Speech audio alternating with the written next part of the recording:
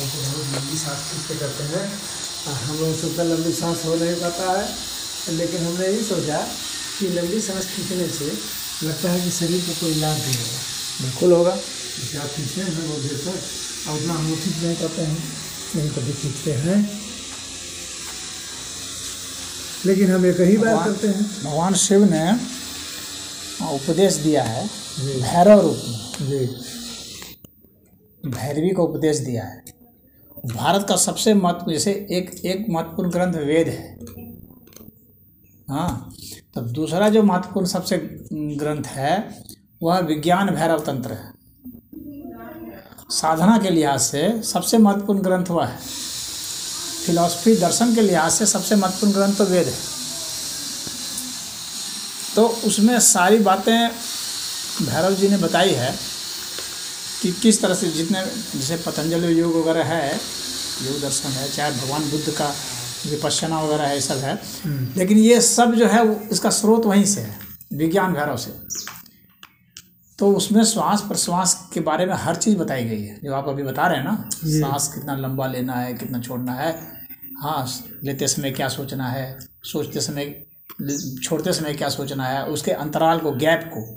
श्वास का भीतर जाना मतलब जीवन का जाना, श्वास का बाहर जाना मतलब कि जीवन का बाहर चले जाना, मतलब कि मृत्यु की ओर जाना। तो ये जन्म और मृत्यु ये निरंतर प्रक्रिया है। कोई एक मतलब ऐसे नहीं है कि किसी एक दिन ही होता है, ऐसा नहीं है। किसी एक दिन मृत्यु होती है, जन्म होता है, ऐसा नहीं होता है।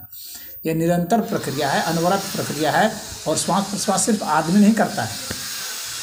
कुछ लोगों को यह भी भ्रम होता है कि सिर्फ जीवित प्राणी है यही श्वास लेते हैं, लेकिन ऐसा नहीं है कि जीवित प्राणी ही सिर्फ श्वास लेता है। हर तत्व जो है वो श्वास प्रश्वास पर रहता है। हर तत्व के भीतर में ऊर्जा आती है, वहाँ से निकलती है। ऊर्जा आने का स्रोत हर तत्व में होता है, इसीलिए हर तत्व गति करता है। जितने गतिमान तत्व हैं ये सभी जो हैं ये जीवित हैं। जीवित होने का एक ही प्रमाण है कि वह गति कर रहा है। जो गति कर रहा है वो जीवित है। और गति सदैव तत्व करते ही आते हैं। कोई तत्व आपको स्थिर जो दिख रहा है ना, वो अभी गति कर रहा है, आपको दिख नहीं पा रहा ठीक से। तो वो गति करना मतलब श्वास प्रश्वास में रहना, मतलब ऊर्जा का लेन देन करते रहना, वह है। और इसका सबसे जो प्रथम उपदेश जो है ना, ये भगवान भैरव ने दिया है। तो इसलिए उनकी पूजा होती है। और ये महाशय कह रहे हैं कि भगवान की पूजा करोगे तो असुर बनोगे। काल ब्रह्म, ये तो है, केवल काल ब्रह्म की आप उपासक बने और सब बेकार है। अरे तो उनके पुस्तक काल ब्रह्म तो शिव ही तो है। कालों का महाकाल वो ही है। काल तत्व जो है वो महाकाल तत्व वो शिव को ही कहा जाता है। अच्छा महाराज जी, शास्त्र विधि क्या है? तो ये जो बता रहे हैं इसलिए इसके इनके जो सिद्धांत जो आपने बताए कि ये कह रहे हैं कि करोगे तो राक्षस बन जाओगे, तो राम कृष्ण सब ने पूजा की है भगवान शिव की, सब राक्षसी कैटेगरी में आ जाएंगे। अब ओम का जो जाप है जी, ओम के जो जाप की बात की है जी, तो ठीक है, ओम के जाप का विधान है अमित्येकाक्षरम ब्रह्म व्याहरण माम अनुस्वर। ये भगवान कृष्ण गीता में कहा है। ये ओम का जाप पूरे वेद में बताया गया है, उपनिषद में बताया गया है, सब जगह बताया गया ओम का जाप। तो क्या सही है? शास्त्र विधि द्वारा। हाँ, तो शास्त्र विधि की बात बता रहा हूँ मैं। तो ये ओम का जाप बताया गया। अब कैसे जाप किया जाएगा, तो उसके लिए तो आपको एक विशेष एक दिन आना पड़ेगा, क्योंकि उसका तो वो योग की क्रिया में से शामिल है वो। अच्छा। कैसे? वो तो ऐसे इतने समझाने से तो उतना खाली नहीं होगा, उसको करके बताना पड़ता है ना। हाँ, तो उसमें तो किस तरह से आप उसको लिखेंगे पहले, फिर उसको दिमाग में कैसे बैठाएंगे। तो कितना बजे? हाँ, तो आप कभी भी आइए। लिखना, बैठाना, किस तरह से श्वास प्रश्वास के हिसाब से उसको करना है, शाम के टाइम में किस लय से उसको करना है। अलग अलग तरह के उच्चारण से अलग अलग फल मिलेंगे। जैसे ओम का अलग अलग तरह का उच्चारण जो है वो अलग अलग फल देगा। तो एक जो उच्चारण की विधि होती है वह हुआ। हाँ, तो ये वाचिक है, मानसिक है। उसका तरीका इसमें नहीं लिखा है, कैसे करना है, ऐसे करना नहीं, तो वो तरीका तो जो सदगुरु से है। तो कहा कि अब आप जैसा गुरु तरीका के लिए सीखने के लिए तो आपको अलग से एक दिन आना पड़ेगा, तो बताया जाएगा कि ओम का किस ढंग से उच्चारण करना। आपका ध्येय क्या है, उसके हिसाब से उच्चारण होगा। जैसे कि मान लीजिए कि आपका ध्येय स्वास्थ्य है, तो स्वास्थ्य के ध्येय से उसका उच्चारण अलग होगा। जी आपका ध्येय मोक्ष है तो उसका उच्चारण अलग ढंग से होगा, उसकी पद्धत अलग होगी। जी हाँ, तो आपका क्या ध्येय है उस हिसाब से उस मंत्र का उच्चारण होता है। जी हाँ, हम लोग ध्वनि अलग हिसाब से बोलते हैं ना। जैसे मान लीजिए कि आपको गाना है तो हम अलग ढंग से ना उच्चारण करेंगे, जी और मान लीजिए हमको भाषण देना है तो अलग ढंग से उच्चारण करेंगे, मान लीजिए गाली देनी है तो अलग ढंग से उच्चारण करेंगे। तो हालांकि सभी में ध्वनियाँ ही हैं, लेकिन उनकी उच्चारण की पद्धत अलग हो जाएगी, उसमें भाव भी अलग हो जाएंगे। खाली उच्चारण की पद्धत नहीं, भाव भी अलग होने चाहिए। यानी आपके भीतर में जो इमोशंस होते हैं, भावनाएं होते हैं, वो अलग होने चाहिए, आपकी भाव भंगिमा अलग होनी चाहिए। हाँ, जैसे इन्होंने लिखा है कि जिन्होंने तप नहीं किया, जाप नहीं किया, तो फिर 84 मनुष्य के, अगर मनुष्य ने अपना ध्यान नहीं दिया अपने विषय में और कुछ किया नहीं, कैसे भी आप करें, लेकिन उनके लिखने का आशय है कि 84 जोन में फिर आप यहीं भटकेंगे। हाँ, वो तो बार बार फिर आएगा। जब तक भाई उस चीज़ को वो पास नहीं करेगा तब तक तो उस क्रिया को उसको करना ही ना पड़ेगा। जी, वो तो करना मजबूरी है, वो तो करना ही पड़ेगा।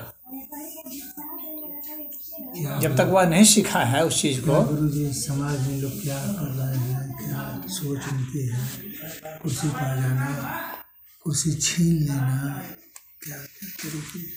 हाँ, तो जिनके लिए कुर्सी ज़्यादा महत्वपूर्ण चीज़ है वो कुर्सी के लिए झगड़ा कर रहे हैं। कुर्सी पा के इन्हें जन्म लेके मनुष्य का सचमुच में हमें क्या करना चाहिए, कैसे रहना चाहिए। ठीक है, तो सांसारिक गति है कि दूसरे वासना से कोई वंचित नहीं है, वो भी सत्य है। शादी करना, उससे कोई वंचित नहीं है, समाज में रहना है तो शादी। देखिए यहाँ पर ये सब क्यों चीज़ है, ये सब चीज़ कोई खराब नहीं है, इसमें जान लीजिए। बच्चा कोई भी चीज़ करना, जैसे कि मान लीजिए कोई जिम्मेदारी का पद ले लेना, वो खराब नहीं है जी। अगर हम खराब नियत से लेते हैं तो खराब है जी, बात समझने की कोशिश जी। कीजिए। हाँ, नियत खराब है तो वह पद खराब नहीं है। अगर मैं प्रधानमंत्री बन जाऊं, विधायक बन जाऊं, तो वह खराब नहीं है। अगर हम खराब नियत से बनते हैं कि मैं लूटूंगा, मैं खसोटूंगा, मैं ठगूंगा, इस नियत से अगर बनते हैं तो खराब है। अगर मैं इस नियत से बनता हूं कि इससे मैं सबका कल्याण करूंगा, दिन रात लगे रहूंगा सेवा में, तो ठीक। हाँ, तो बहुत बढ़िया है। तो वही पूजा होती है, समझ रहे हैं। तो कोई पद खराब नहीं है, या किसी प्रकार का किसी कोई संबंध भी खराब नहीं होता है। किसी से किसी का कोई संबंध है वह खराब नहीं है तब तक जब तक कि नियत खराब ना हो जाए। अगर कोई पिता है तो इस वजह से वो खराब नहीं हो जाएगा कि पिता है। अब तो पिता तो सब बहुत लोग बनते हैं। भगवान भी तो पिता थे, राम भी तो पिता बने, कृष्ण भी पिता बने। तो पिता बनने की वजह से खराब होंगे तो वो भी खराब होंगे, वो भी कहलाएंगे। तो संबंधों की वजह से भी कोई जो है खराब नहीं होता, ना ही कोई अच्छा होता है। हमारी नियत क्या है, हमारे इरादे क्या है, हम क्या करना चाहते हैं, वह सबसे महत्वपूर्ण है। नियत चीज ही असली है। ठीक है, ठीक है, अपन बताएं। तो लोग क्या करते हैं कि नियत को दोष नहीं दे करके लोग उस पद को ही दोष देने लगते हैं। लोग पैसा को दोष देने लगते हैं। पैसा थोड़ी ना खराब है, पैसा खराब नहीं है ना, पैसा अच्छा है। पैसा है तो उससे आप किसी चीज़ में उपयोग कीजिए, किसी का कल्याण कीजिए, तो बहुत परोपकारी चीज़ है, बहुत अच्छी चीज़। हाँ, अच्छी चीज़ है। तो अच्छा, हमारी नियत अगर अच्छी है, हमारे भाव अच्छे हैं, कर्म अच्छे हैं, तो वो अच्छा ही होगा। तो हमने इसका एक परिभाषा बनाया है। समाज में जब बात होने लगती है तो हम कहते हैं कि जो जन प्रतिनिधि का नेता बनना चाहता है वह समझ लीजिए कि वह खुद गलत है। और पूजा करने वाला, सेवा करने वाला कहीं और जगह होता है, सेवा कर लेता है, किसी कहता नहीं है कि मैं सेवा करता हूँ, मैंने ये किया, मैंने वो किया। जो भाषण दे रहे हैं नेता, क्या कर रहे हैं कि हमने ये किया, हमने वो किया, फलां नुकसान करते हैं, उनका सफाया कर देंगे, ये कर हो रहा है। और तो सचमुच में जैसे ग्राम प्रधान जब बनने की जो जिनकी इच्छा है वो लूटने की इच्छा है। जिला पंचायत, मतलब कोई भी रैंक आजकल जितना भी लोग रैंक पाने की इच्छा कर रहे हैं, सचमुच में उनकी मंशा ही गलत है।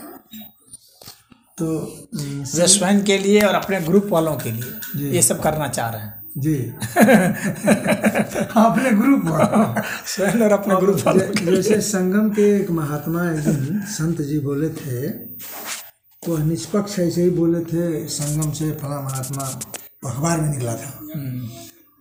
तो निकला था कि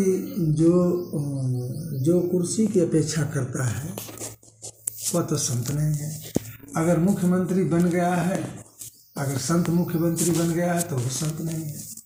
संत की तो परिभाषा ही अलग है। ऐसा नहीं है कि मुख्यमंत्री बनने मात्र से कोई संत नहीं रह जाएगा। मैं इसकी उम्मीद नहीं कर, मैं ये इस परिभाषा को नहीं मानता। मुख्यमंत्री बन के भी कोई संत हो सकता है। राजा जनक भी राजा थे जी, राम भी राजा थे जी। ऐसा नहीं है कि राम राजा हुए तो या कृष्ण भी राजा थे। ऐसा नहीं है कि उसके राजा होने की वजह से वे फिर जो है संतत्व उनमें नहीं रह गया, ऐसा नहीं है जी। हाँ, कोई भी पद यदि आपकी नीयत को बिगाड़ देता है हाँ, तो फिर इसका मतलब आपकी नीयत ही कमजोर थी जी। हाँ, तो पद ही ज़्यादा भारी हुआ जी। तो अगर वास्तव में संत है तो चाहे वो किसी भी पद पर उसको बिठा दिया जाए, उसको जंगल में बिठा दिया जाए तो कोई प्रॉब्लम उसको नहीं है, गद्दी पर बिठा दिया जाए तो कोई प्रॉब्लम नहीं है, पलंग पर सुला दें तो कोई प्रॉब्लम नहीं है, ज़मीन पर सुला दें तो कोई प्रॉब्लम नहीं है। तब समझिए कि वो समभाव में है, वह व्यक्ति संत है और वहाँ बैठा है तो बैठने से ही वो गंदा नहीं हो जाएगा, क्या वो बैठने से ही महान नहीं हो जाएगा। वो कैसा कर्म करता है, किस नीयत से करता है, कैसे भाव है, बस वही निष्काम कर्म अगर वो कर रहा है तो वो किसी भी जगह स्थान पर बैठा है तो वह सही जो तरीका आप बताएंगे वही शास्त्र विधि हो जाएगी। हाँ, मैं शास्त्र विधि जो होगी वही बताऊंगा और अपना जो अनुभव है वही बताऊंगा। ठीक है, जो आप बताएं। क्योंकि शास्त्र में देखिए बहुत जब उन्होंने कहा है कि शास्त्र में कोई बहुत डिटेल से नहीं लिखा रहता है, डिटेल नहीं, बहुत हल्का रेफरेंस ही रहता है। वो परंपरा से चला आ रहा होता है या आपके अनुसंधान से, आप उसमें खुद भी कुछ अनुसंधान कर सकते हैं, अपने अनुभव से भी कुछ जान सकते हैं कि ऐसा करने से ऐसा होगा। बात समझ रहे हैं? जैसे कोई आपको कोई एक गुण कोई सिखाता है तो उसमें थोड़ा बहुत आपके पास भी तो बुद्धि है, तो आप भी थोड़ा बहुत प्रयोग करेंगे बाएं दाएं करके, देखेंगे कि नहीं इससे हमको ये फ़ायदा होता है, इससे हमको ये प्रभाव आता है। तो हर व्यक्ति को एक अनुसंधान करता भी बनना पड़ेगा, मात्र जो है रट्टू मल जैसा नहीं होना है कि अमुक जगह ये लिखा हुआ है या अमुक ने यह बता दिया तो मैं इतना ही करूँगा, ऐसा नहीं है। हर व्यक्ति को चाहिए कि कुछ न कुछ प्रयोग भी करे और उसकी जांच करे। थोड़ा बहुत दाएं बाएं अलग से भी आपकी बुद्धि कुछ उसमें बतलाती है, आपका शरीर कुछ अलग मांग कर रहा है तो आप उस हिसाब से भी किसी चीज़ को मोल्ड करें। डॉक्टर ने दवाई लिख दिया तो यह नहीं कि जैसा लिख दिया वैसा ही उतना ही खाएंगे, उतना ही वैसा ही करेंगे, वैसा नहीं होता है। आदमी को सदैव कुछ भी प्रयोग धर्म होना चाहिए। अगर आप उसमें हैं थोड़ा बहुत प्रयोग करते हैं तो आपको समझ जाना चाहिए कि मैं ऐसा करता हूँ तो, क्योंकि हर एक व्यक्ति का शरीर अलग है। दवा का डोज तो उतना ही उसको सिखा दिया गया है, उसको कॉलेज में ये सिखा दिया गया कि ये बीमारी होगी तो ये दवा, लेकिन हर व्यक्ति का शरीर अलग है। हर व्यक्ति के शरीर की मांग अलग है। हर व्यक्ति में बीमारी की त्वरा अलग होगी। किसी की बीमारी बहुत उच्च स्तर पर होगी, किसी का थोड़ा लो है, किसी का अभी थोड़ा थोड़ा हुआ है। हाँ, किसी की इम्यूनिटी ज़्यादा होगी, क्षमता प्रतिरोधक क्षमता ज़्यादा होगी, तो उसको उतनी ही मात्रा में दवा की जरूरत नहीं पड़ेगी। तो हर एक व्यक्ति को अलग अलग चाहिए और वह डॉक्टर नहीं जांच सकता, वह मरीज खुद ही करना चाहता है, खुद ही करना चाहिए उसको। तो उसी तरह से हर एक साधक को स्वयं भी कुछ प्रयोग करना चाहिए। जितना बता दिया जाता है सिर्फ उतना ही नहीं करना चाहिए। हाँ, जितना बताया जाता है उतना तो करना चाहिए, लेकिन वो करने के बाद उसको खुद भी थोड़ा बहुत आगे पीछे करके देखना चाहिए कि ऐसा करेंगे तो क्या होता है, ऐसा करेंगे तो क्या होता है। समझ रहे हैं? इससे वो स्वयं ही अनुसंधान करेगा, स्वयं ही कुछ ना कुछ पाएगा और उसको रोमांच भी बना रहेगा। करने में, प्रयोग करने में एक रोमांच आता है ना जी। और एक लगातार अगर हम किसी चीज़ को सिर्फ दोहराते हैं मशीन की तरह तो वो रोमांच नहीं रह जाएगा फिर।